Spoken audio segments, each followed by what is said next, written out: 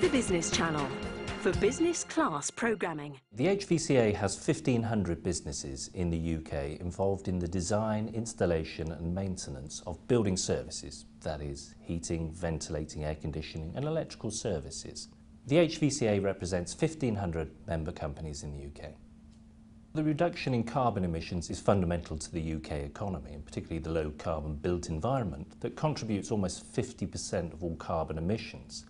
So for our members this is very important because they are involved in the day-to-day operation of these systems. So they design, install, maintain in order for those to be low energy systems, thus saving the client, the end user, money. Fundamentally, our members work in three levels here. First of all, they reduce energy consumption in the building, which is at zero or very little cost generally. So they do that first of all. Then they're involved in the design of low carbon buildings, so you're designing out energy use. And then finally, through renewable energy systems, whatever energy you are using, you're using in a low carbon manner. So our members are involved in the delivery of those services.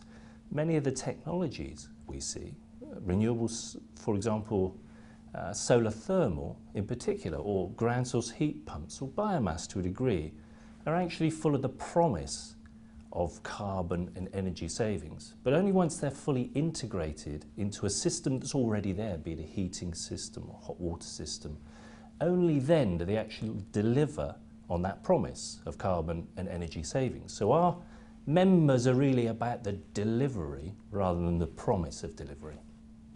Our members are helping the public sector reduce their costs by identifying waste. It's the easiest thing to do first off. So you work out where you are actually using energy and using it inefficiently. So it's about identifying where waste is, reducing that. And most of those things are zero or no cost, very little. There may be some behavioural change things as well, but there may be some technology, but most of it is low cost. You then design systems that operate well within the low carbon built environment, that are practical, that the end user can firstly understand and use. If they can do that, then they're likely to deliver on the low carbon building. Low carbon, low energy, and therefore low cost to operate. And finally, they can use low carbon solutions, specifically like renewable energy systems, in order to, if you have to generate, for example, if you have to use energy to heat our buildings, then you may as well do it in a low carbon way. We have extensive legal and commercial uses, big educational department, technical services, to ensure that our members are fully up to date with legislation. Our Employment Affairs Department are actively involved in helping to develop the skills, along with the Education Department, the skills that are required to deliver on this low carbon environment. Ongoing staff training is vital because we are in rapidly developing technologies at the moment. They're not particularly new technologies, but there are innovations within that. And in order for our members to be right up to date with what works, what doesn't work, what's practical, you need to train your staff, and so we're heavily involved in the training of staff and have supported the new National Skills Academy for Environmental Technologies from Summit Skills, which is the Sector Skills Council.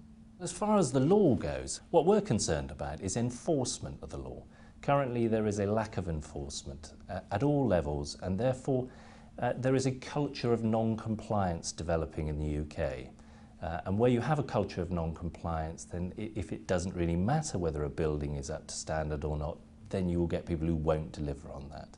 And therefore you'll get poorly performing buildings, which is to nobody's benefit. The Business Channel for business class programming.